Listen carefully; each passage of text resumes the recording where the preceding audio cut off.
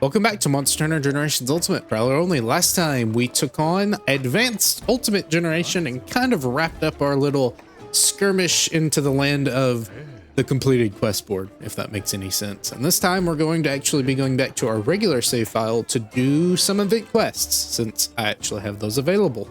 Of course, I'm still not using any DLC skills, but these are DLC quests. The quest we're going to be taking on today is called the Best of the Best. It's a hunt-a-thon that has us hunting a Nargacuga, Tigrex, Silver Athlos, Gold Rathian, and Zinogre in the arena. I have the Fatalis Rod equipped, and we'll go ahead, take the quest. I've already ate, and we'll head on out. Alright, so this quest is interesting in that you kind of fight monsters in pairs. Except for Zinogre. Zinogre is just kind of weird. He feels like he's kind of slapped on at the end. But you do have the fence switch, which I'm going to... Okay, well. Thank you, Tigrex. All right, well, we'll have to wait for this to go down, but the fence switch is pretty generous here. It refreshes after every 20 seconds after it goes down, of course. And normally, you let a monster walk to one side of the map. However, Nargacuga has a special weakness to sonic attacks, which does include Tigrex roars or really any other loud roar that actually applies a roar effect. So that did just kind of snipe Nargacuga out of the air. I guess Tigrex saw the danger that was fixing to come about and knocked Nargacuga back into the other side. Now, I have the Fatalis Rod equipped. I did say in the last couple of hunts that I've done that the raw option is generally just kind of the best pick because of the varied elemental weaknesses. However, this quest has Tigrex and Nargacuga, as you can see here, as well as Gold Rathian, which all three of those monsters have a primary weakness to Thunder Element. Silver Athlos does not have a primary weakness to Thunder Element, but it does have a secondary weakness to Thunder Element. So he's also pretty good for Thunder Element at the very least.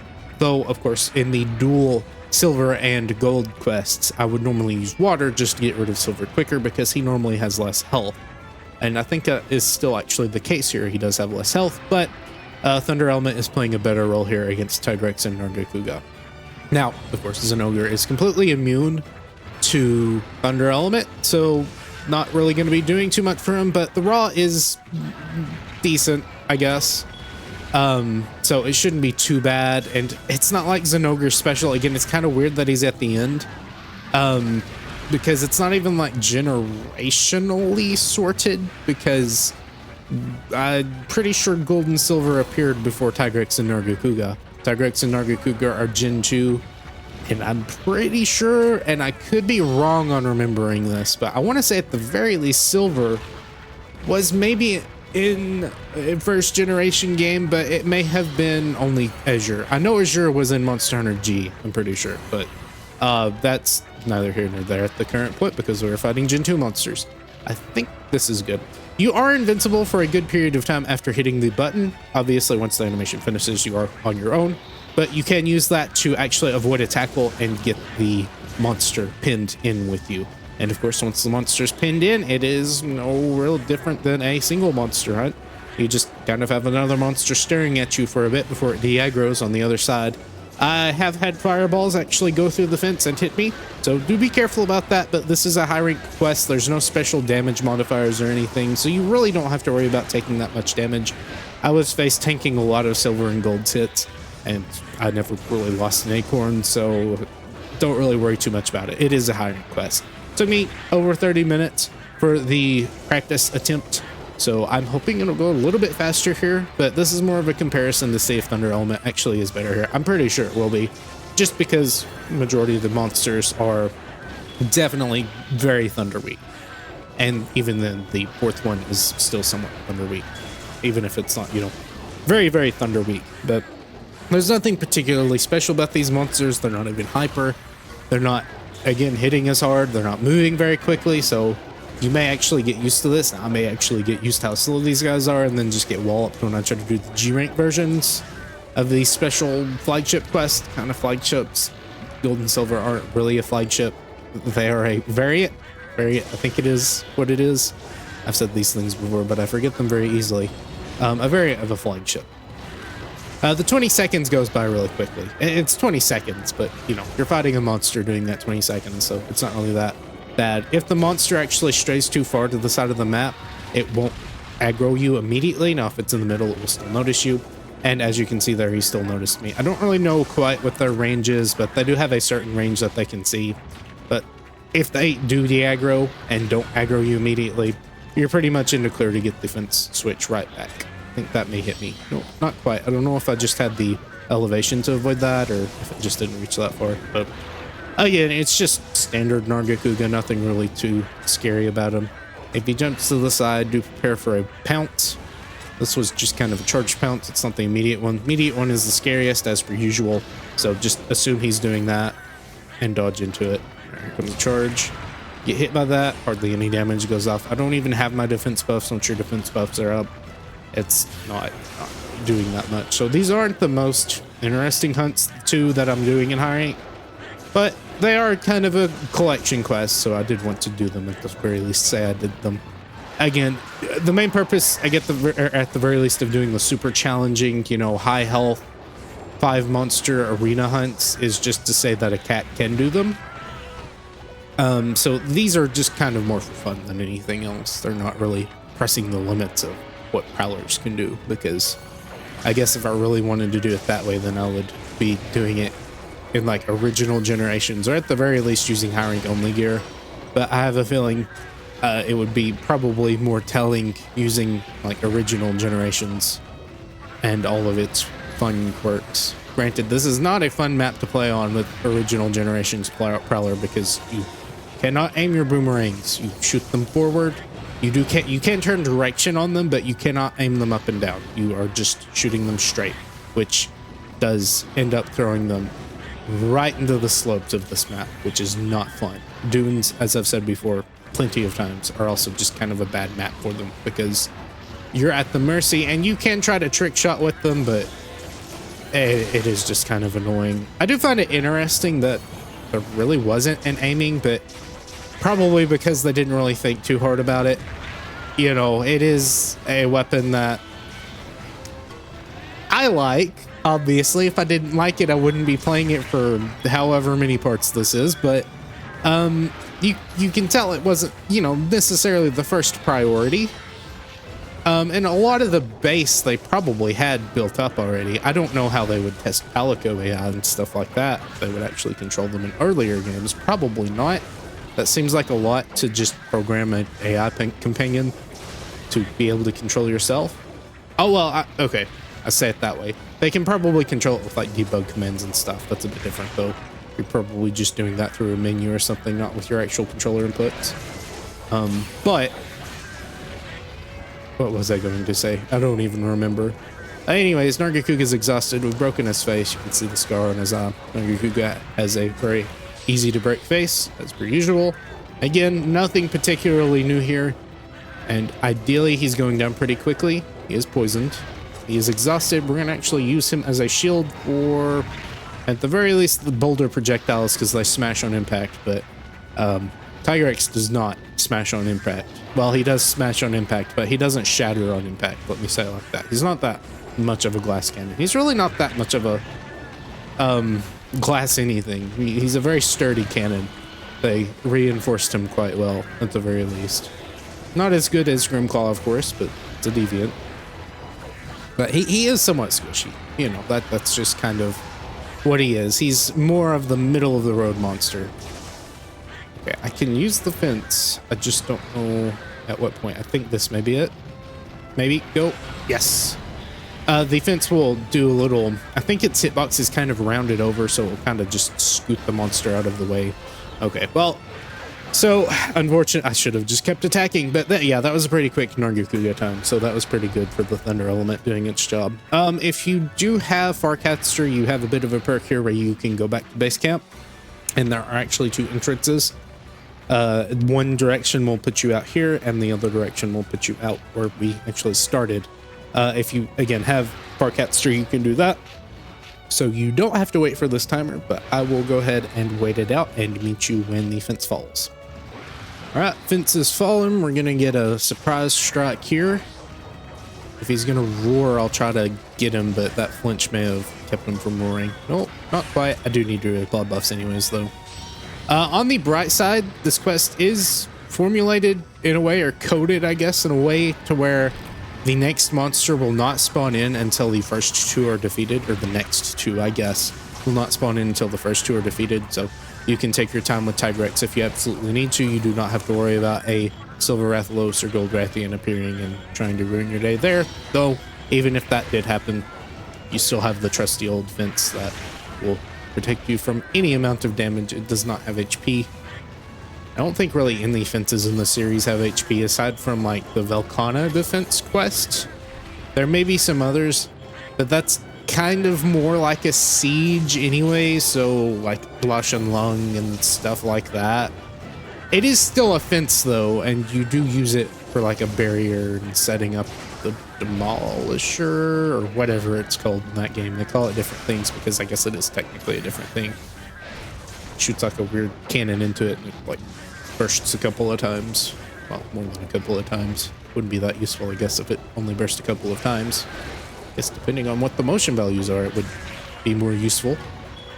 But that is not in this game. You only get a couple of wimpy, I guess, in comparison, ballista cannons, and I don't even know if you can gather the ballista ammo. I didn't check the box. I'm not really too worried about it. Again, we're not pushing our DPS to the max, so I'm not really worrying about doing the extra damage from the ballista. I really don't have to, so I'm not going to concern myself with that. Just trying to play around the monster correctly. Should be getting a better time on that. And as you can see, when the map is actually zoomed in, there is a dotted line in the middle of the map. Not when the fence is up only, because I'm pretty sure these map icons are just like pictures, PNGs or JPEGs, whatever they are, whatever format they've been put in. So I don't think they change too much. There may be like a specific terrain change. I want to say like the rock in the sanctuary, anything like that. Those may appear, I think, with like, well, no, I think they may just appear and disappear. And then the climbable obstacles that can be broken, I think they appear with like a yellow little circle around them if they're circles, right? And then when they get destroyed, they disappear.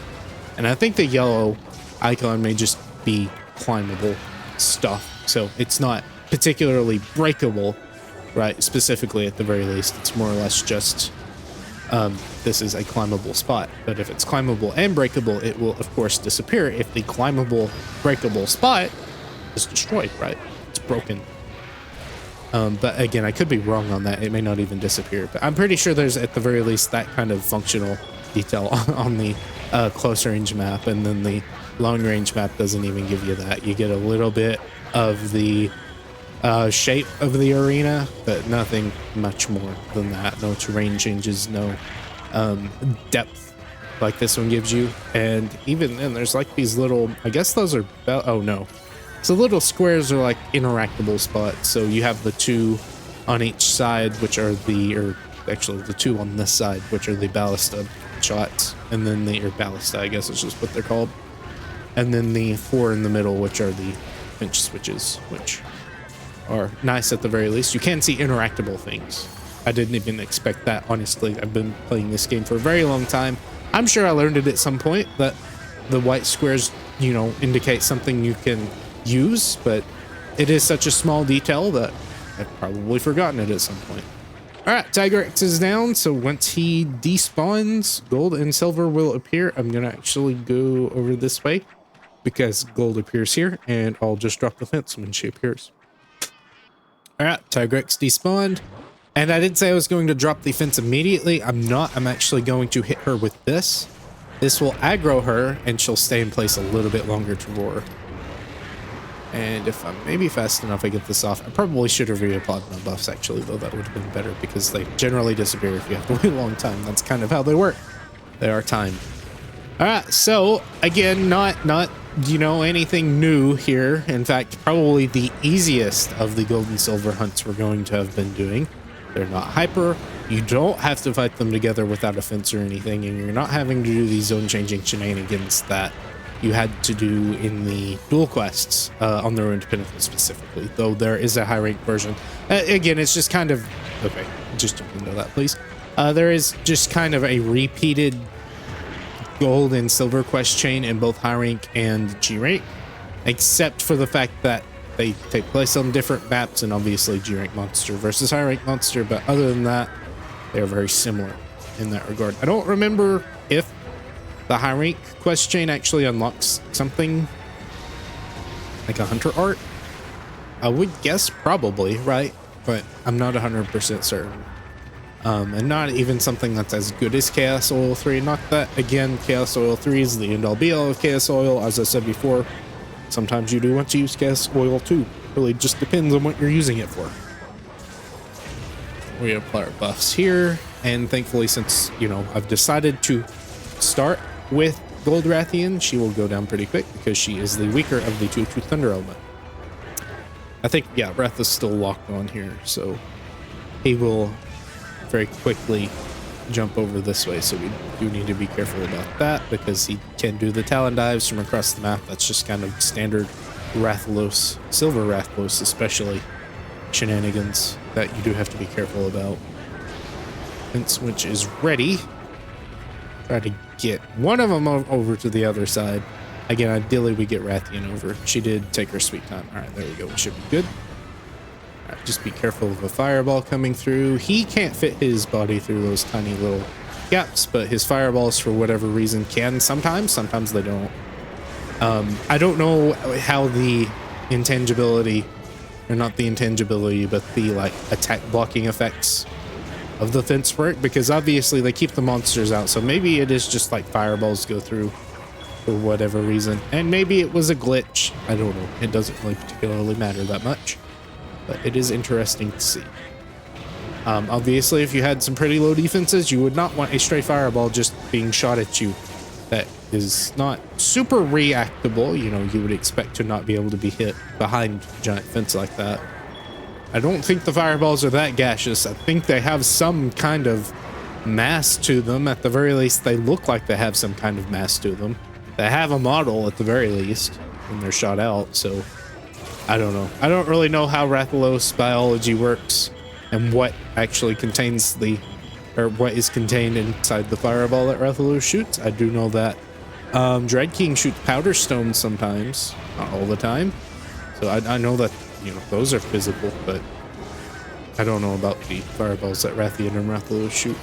And it may depend. I don't know. I think I'm splitting hairs at this point. A little scoop upwards. Probably could snipe you with a Mega Boomerang, but that's okay. The wings break pretty quickly. You know, Gold and Silver have pretty frail wings anyways.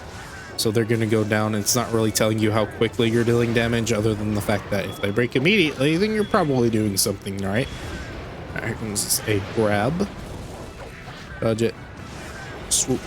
Get a nice air dunk. Unfortunately, it's a bit awkward. I'm going to try to position her here so he will run into her first. Or shoot fireballs at her, that's another thing. Okay, and switch I think is ready now, so I will run over here. It's gonna hit with wind press, but that's okay. You're going after my Palicos. Palicos have the, what's it called? Physics defying properties of being able just to appear where you are at, I guess. Physics would be the right word for it. I don't really know how deep that fence goes, but we can't go in under it. That's for sure when digging. If I could, I would, especially when that little mishap with Nargacuga and Tigrex happened, but you can't. But your cats can. They have some weird ability to do that. And we wouldn't have it any other way. I wouldn't want them to have to run around against Silver, though they probably wouldn't last very long if we're being honest. Because, you know, they're not taking that much damage because it is still high rank, but they're not very smart. And they don't really favor their lives too much. They favor your life a little bit more than their own. Even when they're not really even working towards defending your life, they're just kind of walking around. Sometimes they'll sit down depending on their enthusiasm, and I personally don't think that's really a great idea to just be sitting down when there's something that looks like this on the prowl, I guess. All right, She does also kind of fake out her tail flips. I'm used to that being like 100% the case in G rank, where she will always do the tail flip. That may be a hyper specific thing though. I think occasionally she will drop, but not as often as she does here. So maybe that is a difference in the G rank version. And maybe not. Maybe she just is very finicky to the gate about it. About doing that. Okay, you did just kind of magnetize to me, so I didn't really get to use that. Granted, it wasn't super smart because I did see the fence drop there, but I was hoping I maybe had some time.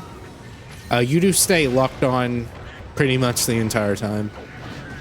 I want to say she's probably fixing to go down, so I probably don't need to use the fence switch again, but probably isn't a terrible idea. I don't know. Yeah, I'll try to draw silver over here. Or not. Oh no, I missed it. Okay, you can magnetize pretty quick, so he is just kind of sniping from afar, so we're good. He's gonna try to slam into it, but no air dunks or anything like that if they slam into it. We're not quite that far ahead technically. I don't think we're still actually that far ahead technically. If a giant monster like that slams into a wall, there's still no reaction really, even in the current game that is out. I guess that still does date it a little bit. Try not to. I say I try not to date it. Sometimes I do, sometimes I don't. Really just depends on the mood I'm in. Of course, I probably really shouldn't have taken down Rathian, or put the fence switch up at the very least, or put the fence up. But Rathian's down, so I'll meet you when the fence falls once again. All right, fence has fallen. You will lock onto me and hopefully try to tackle. You instead decide to roar in place. Not quite what I was hoping for. So we do miss that, but that's okay. Again, we're still dealing some pretty decent damage here. I probably have about 10 to 15 more minutes before I will lose out on time compared to the silver 1 star. I'm not quite sure if fighting... Okay, if you're like really tightening the belt and able to fight them together, that may get you faster times. I really do not remember the interaction between Mega Boomerang and multiple monsters, if the hit count resets or if it is... Like, okay, let me try to put it this way. If your 10 hits only apply to each monster, so you can get a total of 20 hits with 1 Mega Boomerang, or if it is dependent on the Mega Boomerang itself. I want to say if regular attacks hit separately on monsters, then Mega Boomerang should as well. I don't know though. Again, either that or it's 10 hits and the hits are counted by the Mega Boomerang and not by the monster, so you only get like 5 on one and then 5 on the other, or 7 on one and 3 on the other, or something like that. I don't know. I haven't really tested it too much because you're not really seeing that interaction too often with multiple monsters in the area. Occasionally you will, but even then it's still fairly chaotic enough to where it's kind of hard to see if that's actually hitting more times or if you just miscounted. Like obviously if it's doing double the regular amount of hits, then sure, but that would be the maximum. All right, yes, drop here. Go ahead and try to snipe you. Very good. I don't think you're gonna fall out of the sky. Maybe if all those hit. I don't know. Not the most important thing in the world. Your little fly back. I'm gonna throw 1 out here. He can tackle. Can do the little Rathalos quick tackle with no major tell other than turning and looking at you, which he does anyways, even when he's not going to. That's gonna hit. Never mind. Kind of forgot. He's not hyper and he's not G rank, so his hitbox sizes are much smaller and you are much safer. You just kind of play loosely around him. Again, especially when he's not dealing anywhere near as much damage. Like he's not dealing 75 to 100% of your health bar.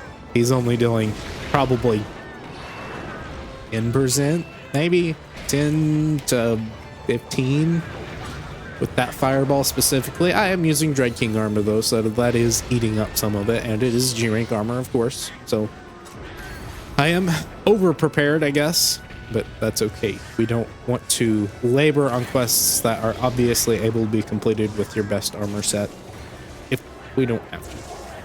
Good flinch. Keep going. Wings are not quite broken yet. I could have actually thrown a Mega Boomerang there. Flinch him out of his roar. That wasn't enraged roar. He was doing a jump back fireball. Get another wing break. Unfortunately, not in the air. Obviously, it's much preferred if that happens, but you can't always control that. Okay, you are actually grabbing my Palico. He will restore health here every time he takes a chunk out, so I don't think it's probably going to be that much anyways, but it is something that will offset you a little bit on your time. And obviously, if you just kind of let him sit there and do it, it's even worse, but if you punch him off pretty quickly, then you're good. Very good. A little flame bite. Jump back fireball. Get the adept off of it just so I can reposition. I have a feeling he's either going to air tackle or... Okay, talon dive. Didn't quite expect that. I was thinking more of like the aerial homing talon. But that one is kind of an aerial homing talon, but not quite what I meant by that. Okay, this is greed. Full greed. Trade. It somehow traded. I'm very surprised. The actual initial hit did not knock me over, which was very odd. Out of the way. Grab this. Air dunks, of course, are very easy if you're specifically going for them because stagger thresholds are much lower in high rank compared to G rank. It's kind of part of the balancing. Tried to grab me, missed me. He's gonna fly into those, so we'll just keep throwing these out. Those giant wings for some pretty okay damage. You're gonna talon dive again. Still missing me. Actually, I tried to get the adept on there. Just a little bit too early on it though. Throw that out. Tail sweep. I'm going to assume if you look at me, you're going to tackle. You did not look at me. You're going into the air now. Swooping around, magnetizing. There's the air tackle. Just gonna move out of the way. Big fireball. Very fine. And of course, the more time he does spend in the air, the more likely we are to get an air down. And it's not as annoying. It's still, you know, not the best thing in the world, but it's not as annoying for a ranged weapon than it is for a melee weapon. That will probably knock you out of the air. It's hovering. Yes. Get that adept off so I can actually move a little bit faster. This should still pierce you. The head is broken, so that is good. That means you're getting a really good hit zone there while trying to pierce into the back, which is the best general hit zone, just because it's always available. You don't have to break anything for it to be good. Okay, there's another air dunk. That means he's probably fixing to go down. I'll just do a cartwheel here. This will give me some good gauge. Maybe KO him. Nope. Of course, if I don't have to apply. Okay, well, I ran out of piercing anyways. There's the tail cut. Not really going particularly for that, but it happened anyways, so that's pretty good. I really would like to not apply piercing here, just due to the fact that I don't want to have to form it up again. But we'll see. Yeah, I may as well just go ahead. Don't make this take any longer than it has to. Alright, very good. And I may charge enough for reapplying it anyways, so it doesn't really matter. In fact, the sooner that I use it, the better, right? Okay, big boomerang says ran out too. This one's free, so don't mind applying it. Oh, so I don't mind applying it if I get the chance to. Alright. Talon dive. You can do the little flyback. Nope, just dropping.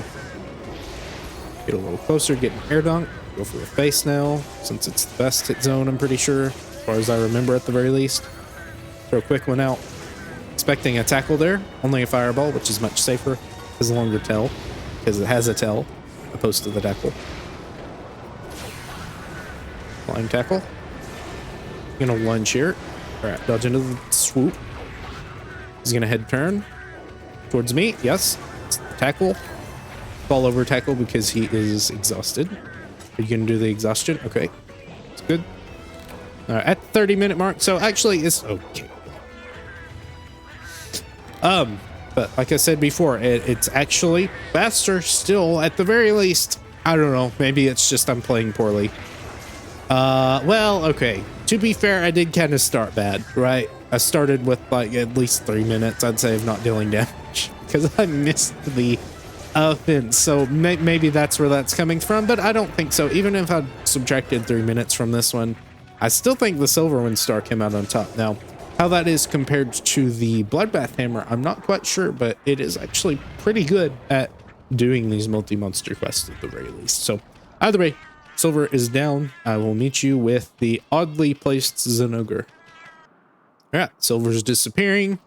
And again, oddly placed Zenogre, it is not even in the center of the map, it's on the side, but also I just meant oddly placed in the sense that I'm not really quite sure why a single Zenogre is your final boss, so to speak, of this quest. He doesn't have any special health.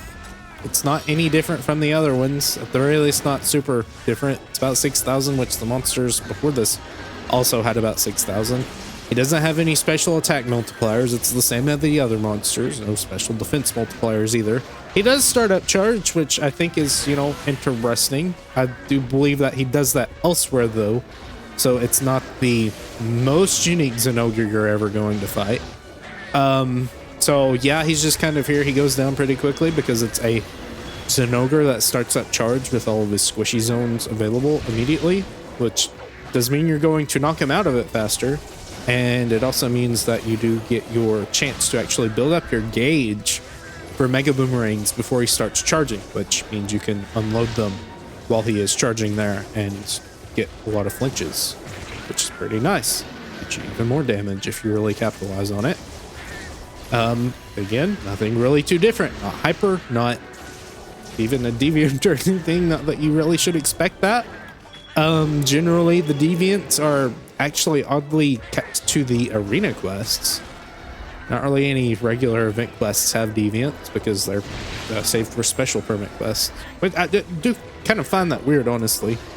I think the specific deviant quests are like the double cross trials, and they're still called that in English. They're not the GU trials, they are the double cross trials in the arena, and they are event quests. You do not have to actually do them for 100% completion. I don't know, I'm sure some folks count that as 100% completion, but it's not going towards your guild card, which is what I would count towards 100% completion. So I did, well, and even then their event, which is, it's kind of weird. You can get a check mark on the event quests on the quest board, unlike the newer games where you don't get the check mark, I don't believe. So that is still a way to track completion, but I find the arena quests more off-putting because they are timed quests that are scaled for multiplayer. So they specifically intend you to go in with the other person because they're only two-player quests. But they are ranked. So if you do want the best time, and it is most certainly humanly possible to get the S rank time single player, I'm pretty sure there are folks that have done it. But since you are forced into specific weapons, I don't want to have to learn a bunch of different weapons to get S rank times and stuff. That's just not my particular fancy.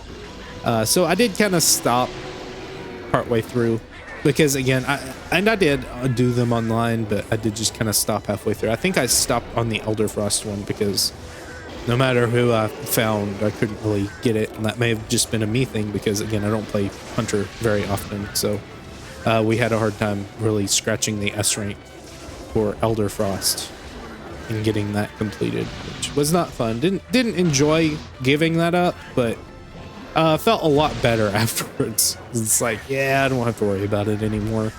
Again, your biggest grind at the end of the game is just going to be your crown hunting, because that is the time sink. You are playing RNG for like a 6% chance on your mini crowns, I think. And I think it's slightly higher in G rank, but if you do the G rank versions, you'll have to deal with the higher health pools and stuff like that. They'll still go down in like 5 minutes, and if you're doing like the weird checking procedures, it will go a little bit faster. You don't have to check as much. I do think abandoning does reset them, so you would just kind of cycle out until you find one that looks a little bigger than one you found before, and hope it's a gold crown, or hope it's a small crown if it's a smaller one. But either way, yep, that quest is finished. Again, nothing too special, but Zenogre is carved up, and I will meet you back at the hub. All right, we're back to the hub. Nothing special once again. Unlocked as for, I guess I could check, honestly. I'm sure there's some kind of DLC equipment, like a weapon or something that is unlocked. Certainly not a weapon at the very least. Usually your Palico DLC equipment will be right at the end. Hunter equipment's actually kind of weird where it's in the rank that it's, you know, kind of unlocked in, so you'll have to go back to rarity 7 or rarity 6 if it's high rank stuff, but not here. It's normally kept at the very end, which is preferable, honestly. At the very least, I'm pretty sure that's the case. I don't think I'm gonna find any weird DLC stuff down here.